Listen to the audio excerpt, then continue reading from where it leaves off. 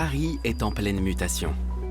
La ville mise sur une politique radicale de réduction de la circulation automobile et encourage le vélo comme alternative écologique. Un choix qui suscite de vives tensions autour du partage de l'espace public, parfois même jusqu'au sein des familles. Je trouve qu'on a restreint l'espace pour les voitures au profit des vélos. Oui. Mais le processus de la mairie, c'est d'abord de réduire, créer l'embouteillage pour que les gens lâchent leur voiture.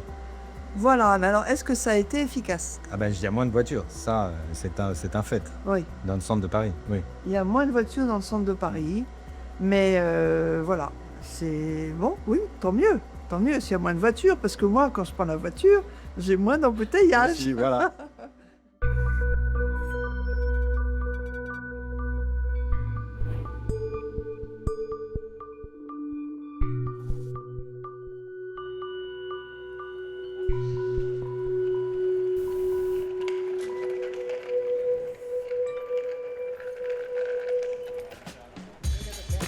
Hélène Muron et son mari Ambroise Bonal font partie des nombreuses jeunes familles parisiennes qui, ces dernières années, ont définitivement renoncé à l'idée de posséder une voiture.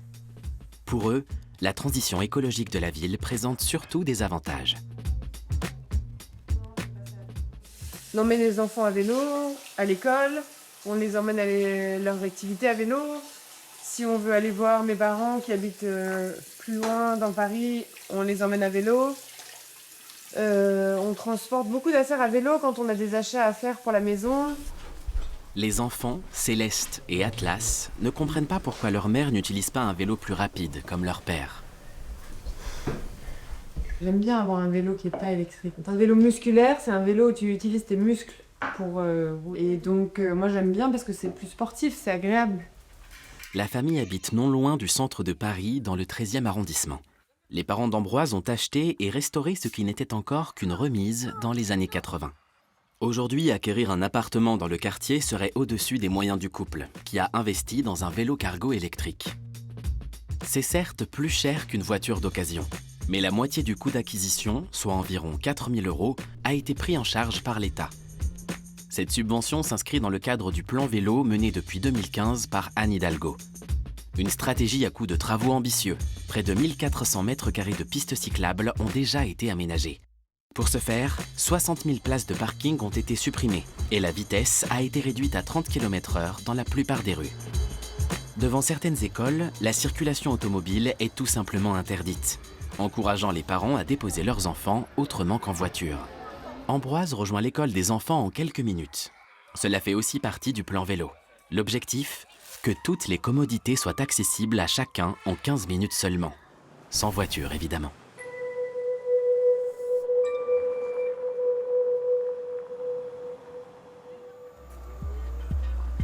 Dalila Haït Taleb est chauffeuse de taxi depuis 4 ans. La circulation lui paraît de plus en plus chaotique. Et selon elle, c'est la faute des cyclistes.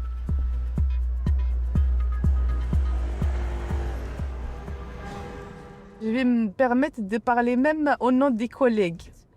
On en a marre.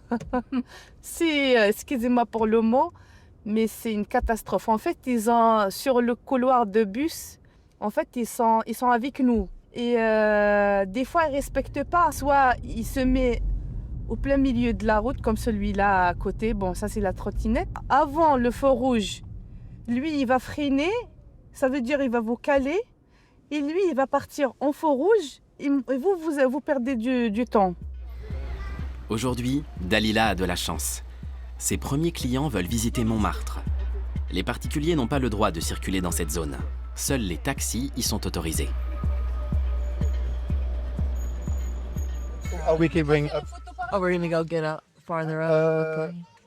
Vous voulez sortir pour faire une photo? Non, j'en ai déjà plein. On va un peu plus haut de toute façon, donc, puisqu'on s'arrêtera tout en haut, en finale. Le circuit, la majeure partie du temps passé à l'arrêt, dure environ 1 heure. C'est le restaurant La Bonne Franquette, là où se retrouvaient les peintres Diaz, Pissarro, Sisley, Degas, Cézanne, Renoir, Monet. Même Zola y allait. Sur la banquette arrière, Meredith, originaire du Maryland, profite du safari photo et observe le comportement des Parisiens sur la route. Là, vous voyez, ce cycliste aurait dû s'arrêter au rouge. Là, en ce moment, c'est tout pour le vélo, et on n'ose pas rien leur dire. Oui, c'est se prendre pour des rois de la route. Mais après, moi, j'ai vu, oui, des fois, des engueulades. Même moi, ça m'est arrivé de siffler un cycliste ou à dire même des fois des gros mots. On en arrive à avoir une certaine attitude qui est plus...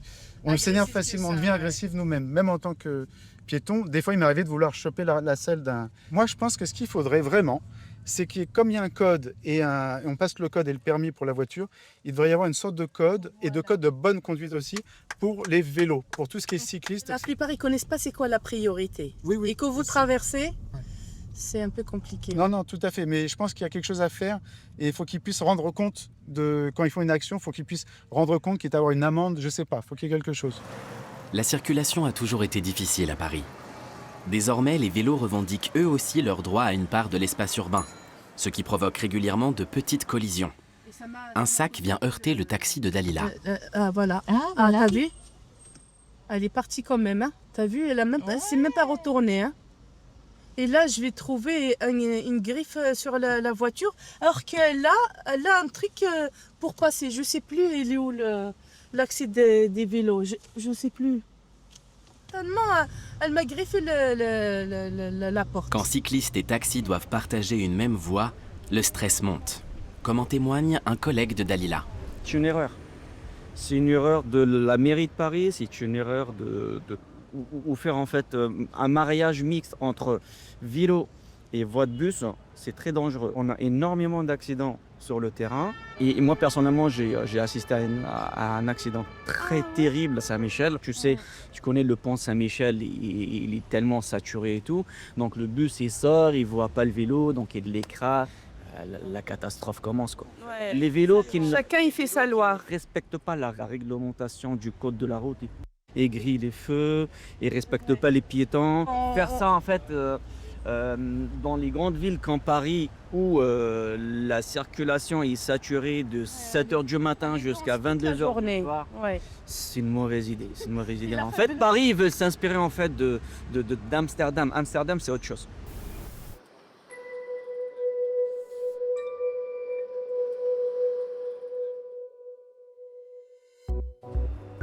« 6h30 du matin.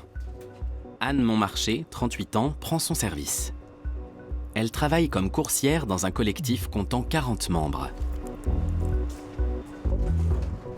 Chacun et chacune doit savoir tout faire. Organiser les tournées, rassembler les colis et les livrer.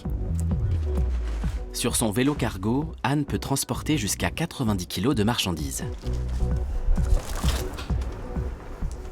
Aujourd'hui, je vais donc j'ai ma tournée sur mon téléphone. Donc un peu de rive droite, plutôt dans le centre de Paris, et gauche plutôt arrondissement 5, 6, 7, près du Luxembourg. Assez souvent maintenant, on arrive à avoir des tournées assez denses, où en fait on va avoir beaucoup de livraisons dans un secteur restreint, ce qui nous permet pour nous d'être assez rentable aussi. Donc du coup, quand on va faire plein de livraisons sur un petit secteur, on va arriver à faire, on peut faire 15 livraisons en 15 km quoi, donc, ou même pas. Donc en fait, au final, c'est assez souvent qu'on fait 30, 35, 40 km. Anne doit être en selle à 7h au plus tard pour pouvoir effectuer toutes ses livraisons dans les temps. Elle conduit un vélo cargo à assistance électrique.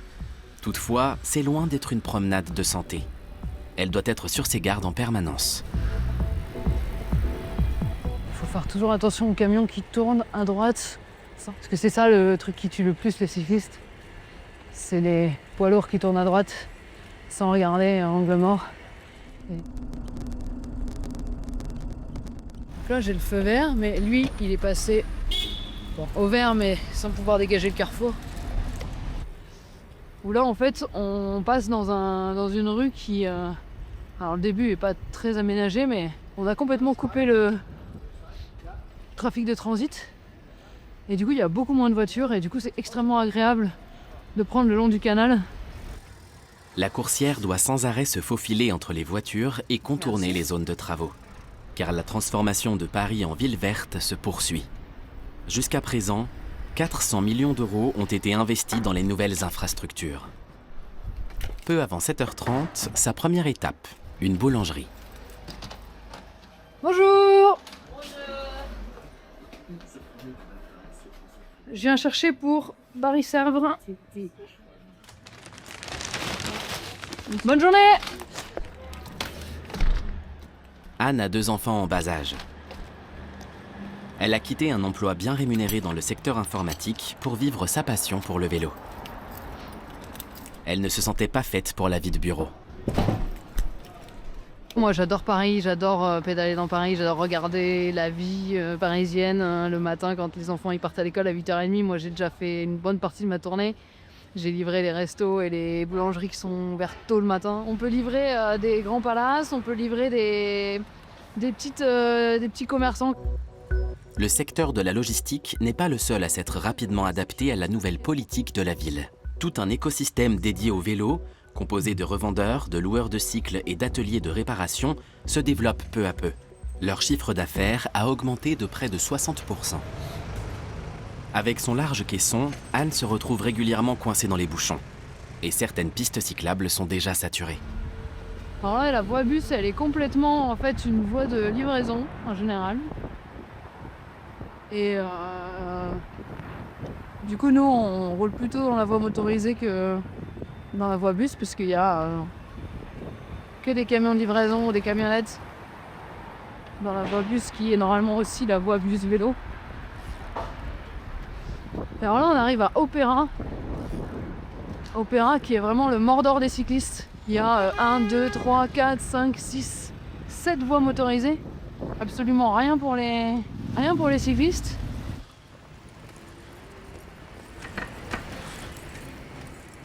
Dans le premier arrondissement, Anne a toute la rue pour elle, car la circulation des voitures individuelles y est interdite. Étape suivante, la brasserie Flotte, près des Tuileries, où la livraison de pain frais est attendue.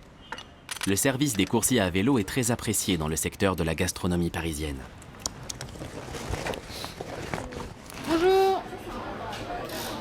Bonjour. Livraison pour l'âne, j'en pose un.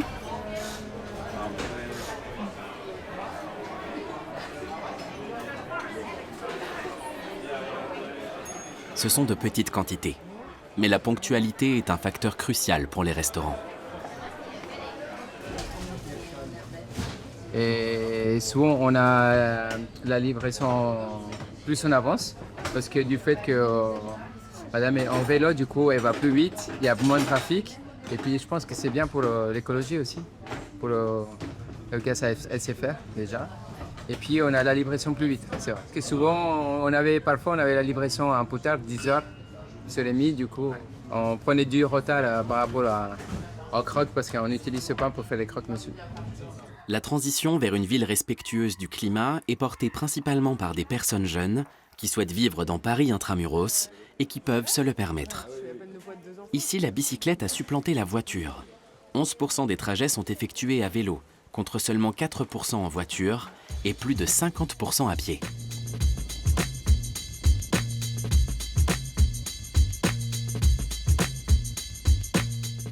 On a des amis qui ont des voitures à Paris, mais la plupart de nos amis vivent comme nous avec seulement un vélo. Ils n'ont pas du tout besoin d'une voiture. On se débrouille très bien pour la vie, que ce soit pour la vie locale dans le quartier ou pour la vie dans tout Paris. C'est pas une ville très très grande. Et même dans des villes plus grandes d'ailleurs, moi j'ai vécu à Londres et à New York, j'étais beaucoup à vélo aussi. Hélène est céramiste et Ambroise architecte. À leurs yeux, tout ce débat est beaucoup trop houleux. Tous deux misent davantage sur la responsabilité individuelle que sur la réglementation. Mais non, mais j'avais l'air abasourdi. Si on est prudent et si on a de la chance parce que c'est dangereux, et ça c'est pas entièrement, c'est pas dans notre contrôle. Mais c'est le plus moyen de transport préféré, ça fait aucun doute. Paris, il y a 30 ans, c'était très compliqué. Il fallait faire très attention et c'était très dangereux. Et avec les années qui passent, les gens se sont habitués à la place du vélo dans la ville. La ville a fait beaucoup de choses pour favoriser le vélo. Et ça s'est démocratisé. Beaucoup de gens se sont mis au vélo en ville. Donc les choses ont beaucoup changé. Maintenant, c'est tout à fait praticable. Et les automobilistes se sont habitués à la présence des vélos. Il y a toujours des frottements, il y a toujours Paris est une ville petite et très dense, donc la lutte pour l'espace est toujours... Hélène a choisi d'installer son nouvel atelier à son domicile. Le déménagement approche. Elle effectue la majorité des trajets à vélo petit à petit. Et aussi grâce au véhicule familial, autrement dit le vélo cargo d'Ambroise.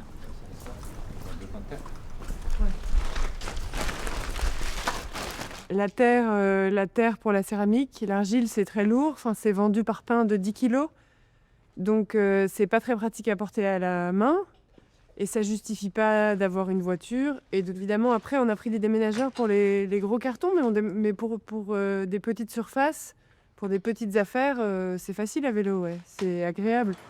Qu'ils se déplacent à pied, à vélo ou en auto, les Parisiens bénéficient aujourd'hui d'une amélioration de la qualité de l'air. Selon les sources officielles, la pollution aux particules fines a diminué de 35% depuis 2014. Le dioxyde d'azote connaît une baisse de 45%. Alors qu'en 2019, 400 000 personnes vivaient encore à Paris dans des zones où les limites étaient dépassées, elles n'étaient plus que 5 000 en 2023. Hélène aussi s'en réjouit chaque jour lorsqu'elle pédale sur son vélo.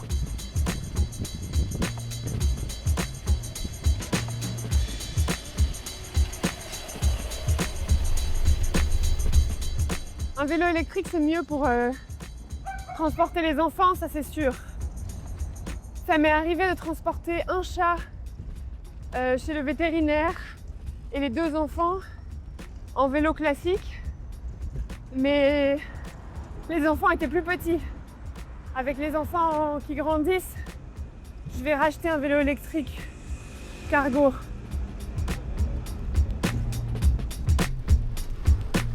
À Paris, 220 rues ont été fermées à la circulation automobile, et ce n'est que le début. Toutefois, ces projets suscitent une opposition croissante, car la lutte pour occuper l'espace commun est aussi une question sociale. Mais bien sûr, nous, on est quand même extrêmement privilégiés, ça c'est certain. Et sûr que c'est un problème ou un sujet, un problème social, et que tout le monde ne peut pas se permettre d'habiter à Paris intramuros, ça c'est certain. C'est très souvent hérité, c'est très souvent des gens qui ont grandi à Paris intramuros, qui restent à Paris intramuros, et qui peuvent se permettre de faire du vélo partout. Dalila Haït Taleb vient d'Algérie. Cela fait près de 20 ans qu'elle vit en France. Elle est veuve et s'occupe seule de ses 2 enfants adolescents grâce à son revenu de chauffeuse de taxi et n'a pas les moyens d'habiter dans Paris intramuros. Depuis Romainville, à l'est de Paris, il lui faut entre une demi-heure et 3 quarts d'heure pour rejoindre le centre-ville. Et cela dépend de la circulation. Ça fait du bruit. Aujourd'hui, il fait beau, c'est le soleil, les Parisiens, ils sont en bonne humeur. Bon, j'espère qu'ils vont prendre un peu plus de taxis parce que, en général, quand il y a le soleil, ils préfèrent prendre leur vélo à tourner dans Paris et tout. Dalila travaille pour la plus grosse société de taxis de la ville. Elle y fait partie des 3% de femmes chauffeuses. Le métier exige d'avoir une apparence soignée. Elle passe entre 11 et 14 heures par jour derrière le volant, 7 jours sur 7. Malgré tout, elle adore son travail. À bord de son taxi, toute la ville lui est accessible. Les restrictions de circulation ne sont valables que pour les voitures particulières. Depuis le tournant écologique de Paris, la qualité de l'air s'est améliorée, mais le climat s'est tendu dans les rues de la ville. C'est un sujet qui revient très souvent dans la bouche des clients de Dalila.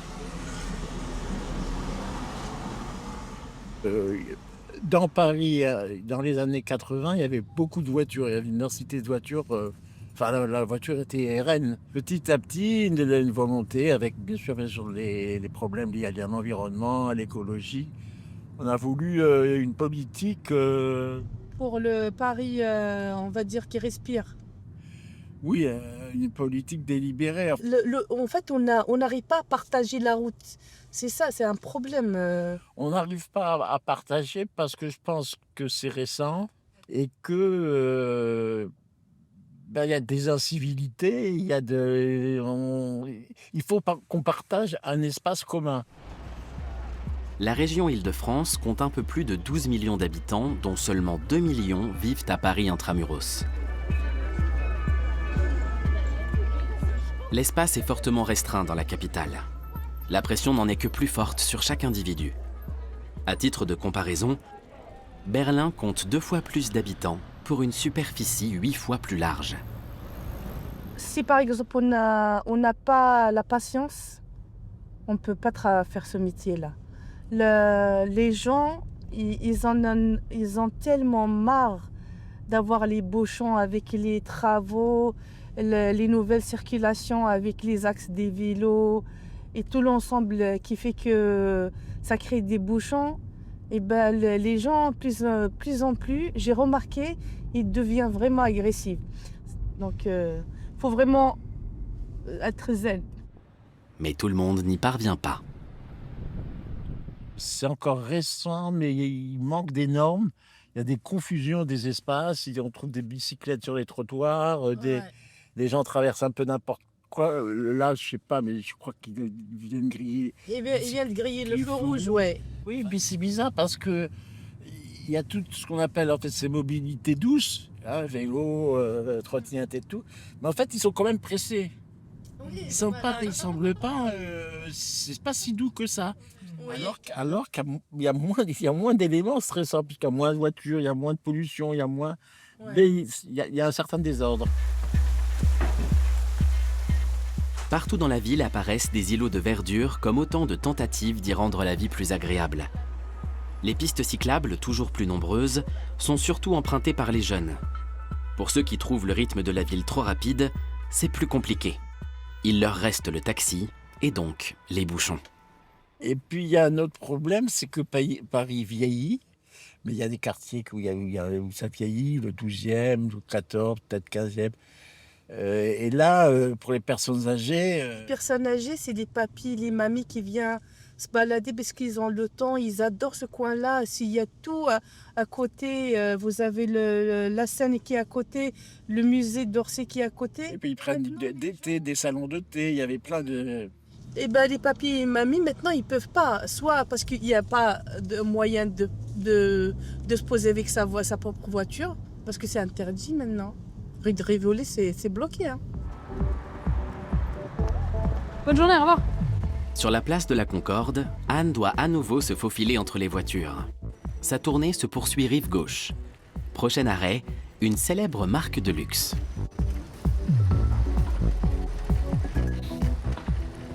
Alors là, c'est du linge. On livre du linge propre et on récupère le linge sale. Et donc ça peut être des torchons et des serviettes pour des restaurants, ça peut être des tabliers pour des cuisiniers, ça peut être du linge. Des fois, c'est des boucheries, des boulangeries, des fois, c'est des restos, des fois, c'est des hôtels. À Paris, les cyclistes sont autorisés à emprunter les rues à sens unique dans les deux sens. Allez, avance. Avance. En fait, si tu... T'es vraiment pas capable de rouler sur la droite de la route ?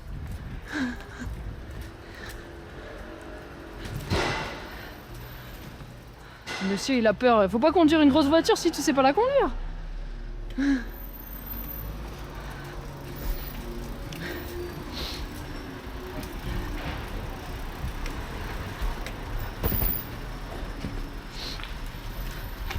Chacun sa voie, hein. Sur le boulevard Saint-Germain, On partage une voie bus-taxi et les taxis dans la voie bus, souvent ils vont vite, ils pressent les cyclistes. Je connais beaucoup de gens qui ont peur de prendre sa taxe. chaque fois que sa tournée l'amène sur le boulevard Malesherbes dans le 8e arrondissement, Anne s'arrête un instant pour rendre hommage à son ami cycliste Paul Varry. C'est devant le numéro 7 que le jeune homme de 27 ans a été renversé par une voiture. Paul, il rentre dans le travail, il était dans la piste cyclable. Et en fait, il y a la voiture qui est arrivée derrière lui et en fait, il lui a roulé sur le pied. On ne sait pas exactement tout ce qui s'est passé, mais en gros, il s'est fait rouler sur le pied.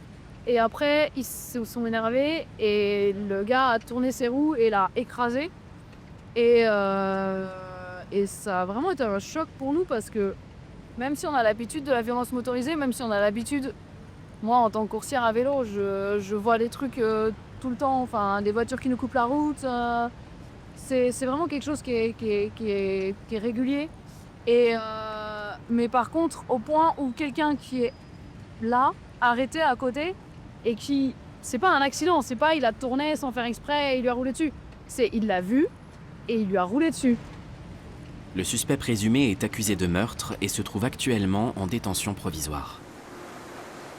Par amour du vélo, Anne s'est également engagée en politique. C'est ici, à la Maison du Vélo, qu'elle a rencontré et appris à apprécier Paul Vary.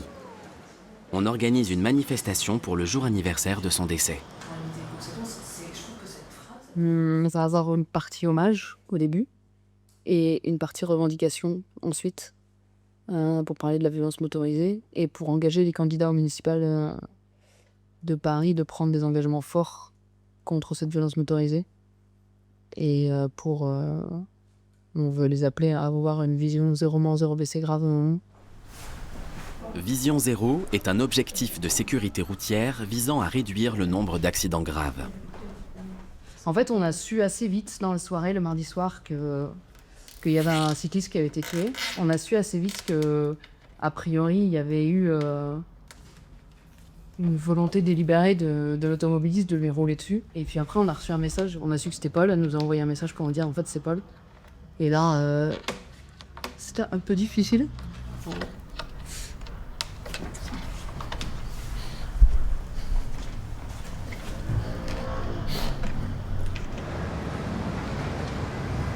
Son métier de coursière oblige Anne à parcourir des milliers de kilomètres à vélo dans les rues de Paris chaque année.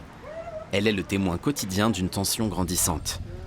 L'agressivité vient des deux côtés. Mais les conséquences pour les automobilistes s'arrêtent le plus souvent à quelques rayures sur leur carrosserie. Tandis que les cyclistes mettent leur intégrité physique, voire même leur vie, dans la balance. Elle dénonce l'incivilité des automobilistes comme de la violence motorisée.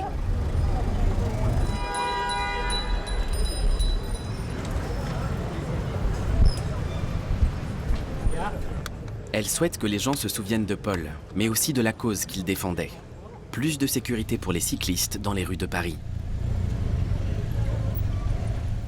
La mort de Paul, elle nous a fait vraiment prendre conscience que cette violence, elle ne devait pas être acceptable. Et du coup, quand on l'a subie, depuis la mort de Paul, entre nous, on se le dit, on la supporte beaucoup moins bien. On avait l'habitude, on était un peu résignés avant, et là maintenant, on n'est plus du tout résignés. On a envie que ça change, en fait. La voix des cyclistes est entendue. Les automobilistes sont poussés dans leur retranchement, et ce de manière délibérée. Il est devenu quasi impossible de se garer à Paris. Hélène reçoit la visite de sa mère, venue en voiture. Celle-ci ne peut s'arrêter que quelques instants sur une place de livraison, sinon la note risque d'être salée. Il y a des voitures avec des caméras sur le toit de la voiture, toc toc toc, qui vérifient si une voiture est mal garée. Et ensuite, ils relèvent la plaque d'immatriculation et ils nous envoient une amende. Et ça peut être très grave, très cher, très cher. Une des rares places de parking vient de se libérer. Elle a beaucoup de chance avec le parking en général, ma mère. Vous m'avez porté chance. Pour garer une voiture, il vous en coûtera jusqu'à 75 € les 6 heures selon le quartier. Pour un SUV, cette somme peut même grimper jusqu'à 225 €. Vous êtes garé? Écoute, une chance incroyable. À qui appartient l'espace public? La question continue à faire débat. Il n'y a pas vraiment de solution. Il y a beaucoup de gens qui veulent le pratiquer, à vélo, à pied, en voiture. On ne peut pas vraiment faire qu'il soit plus large. C'est haussmannien, c'est large comme c'est déjà relativement large. Il n'y a juste pas assez de place. Non, il y a des embouteillages de vélo. Oui. Et on parlait de... Rush hour, le matin, Ouais, on est embouteillage de vélo, parce que la solution, c'est de donner plus de place au vélo. Oui, mais... Désolé pour les voitures. Oui, mais il n'y aurait pas plus d'embouteillages de voitures. Mais il y a les bus aussi. Il y a le problème des Non, bus. mais les voitures s'adaptent. Les voitures... Le modèle parisien garantit une meilleure qualité de l'air. Reste toutefois à trouver comment faire adhérer l'ensemble de la société à ce projet de transformation urbaine.